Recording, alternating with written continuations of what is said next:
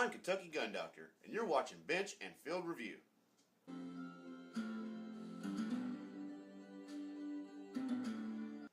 Today we're going to be looking at the Ruger 2245, which is essentially a Mark III with a 1911 polymer handle. Let's get right into this review. When you pick up the 2245, you're going to notice right away its weight, which comes in at 32 ounces compared to the 42 ounces of the standard Mark III. It features a 5.5 inch bull barrel with a 9.5 inch overall length. Let's get to the polymer handle. It has a very good grip angle, which makes for a good natural pointer when you're aiming down the sights. It features all your controls on one side, very easy to get to, including the magazine release, the bolt release, and the safety.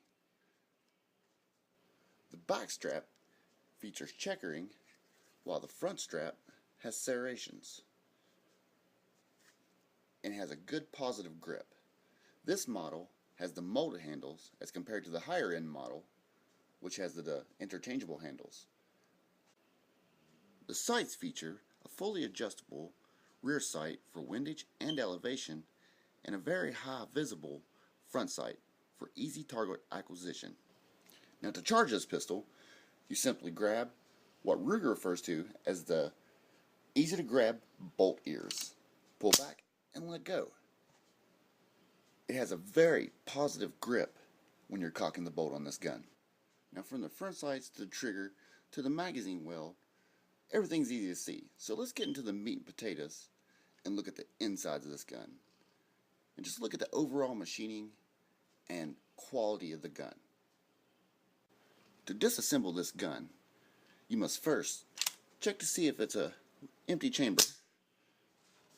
Put an empty magazine into the gun. Discharge it. First, turn your safety off. Discharge it. Now you're ready to take the gun apart. There's a lever right here on the mainspring housing that pulls out.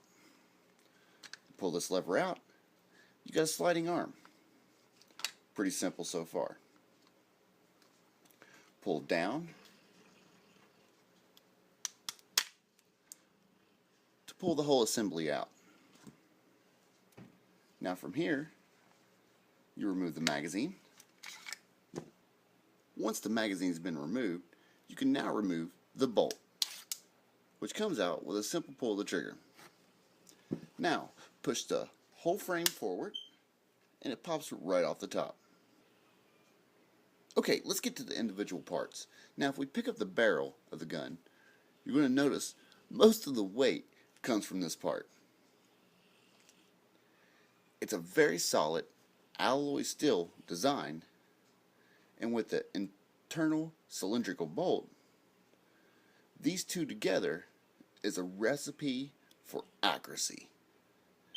The same reason that makes a bolt action rifle so accurate is the thing that makes this pistol so accurate. Everything is internal. There's not a lot of moving parts, unlike some of the competition guns that have the slide separate from the barrel. So let's look at the overall of this gun. The machining's nice on all the parts you can see, and even to an extent on the parts you can't see. It's smooth on the outside. You're not going to worry about cutting yourself. But if you go to these inside edges here with a cotton swab, you're going to notice your cotton swab starting to tear away and starting to really gather on the inside there.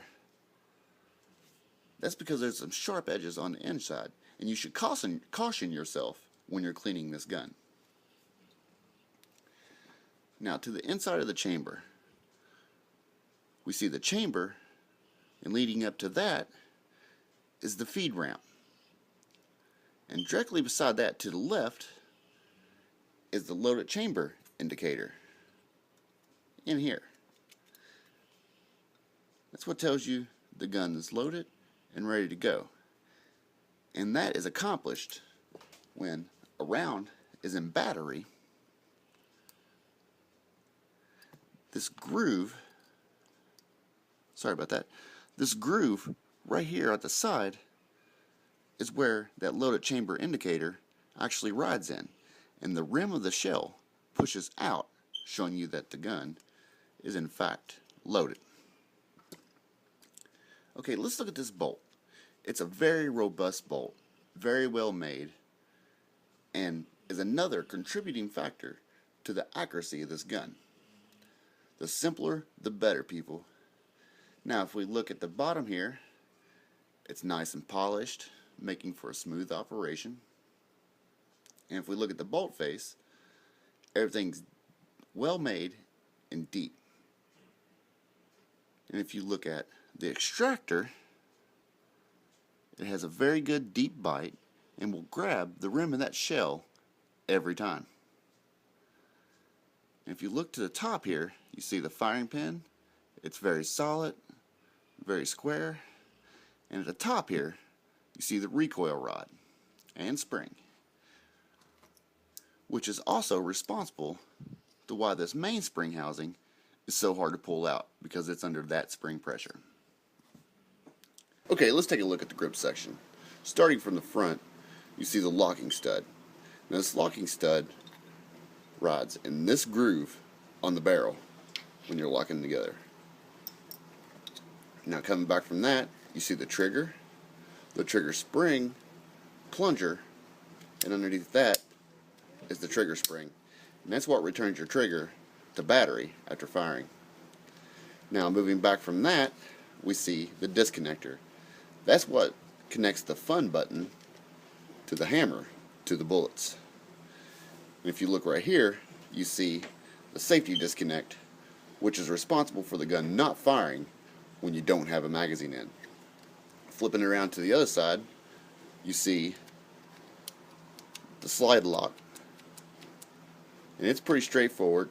Everything in here is very well made. Everything's straight, well machined. Not a lot of sharp edges, nothing to catch yourself on. Overall, this gun was made for the shooter and with the shooter in mind. And so far it seems like a great gun.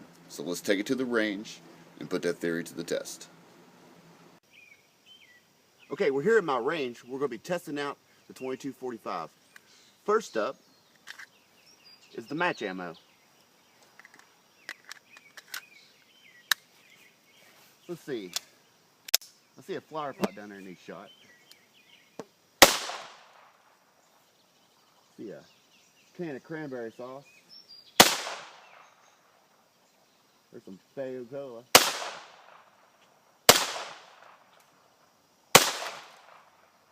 There's a Furby. They should have died in the 90s.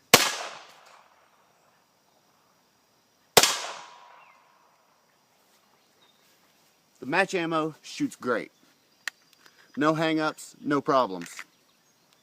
Let's move on to the Remington. Alright, let's go with the Remington hollow points.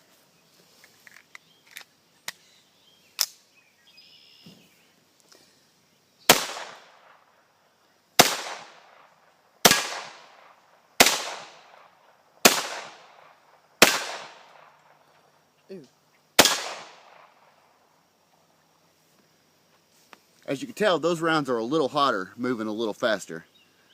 But no hang-ups, no fouling. So far, this is a great gun. Okay, next we're going to be trying out the CCI shot shells. Now these don't cycle through semi-automatic weapons, but we're going to see how it does in the Ruger 22-45. Okay, first let's see if it even chambers the round. Everything's smooth. Alright, I see some more cranberry juice down there. We'll see how many we get one shot. Oh, all three of them.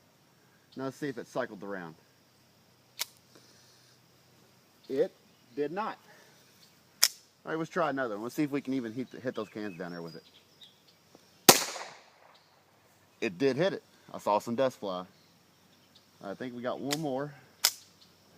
Let's go for the coffee pot. Let's smoke some pot. That pot is smoked. That's going to be it for the Ruger 22-45. It is worth your money. It's worth your time. I'm the Gun Doctor. Till next time, stay safe and keep shooting, America.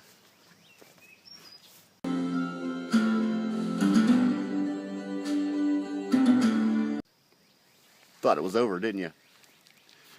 I wanted to show you guys this real quick. This is one of the Ocean Spray cranberry juices we shot with the shot shells, and not a one of them punctured the plastic. And this thing is not even 15 feet from where I was shooting.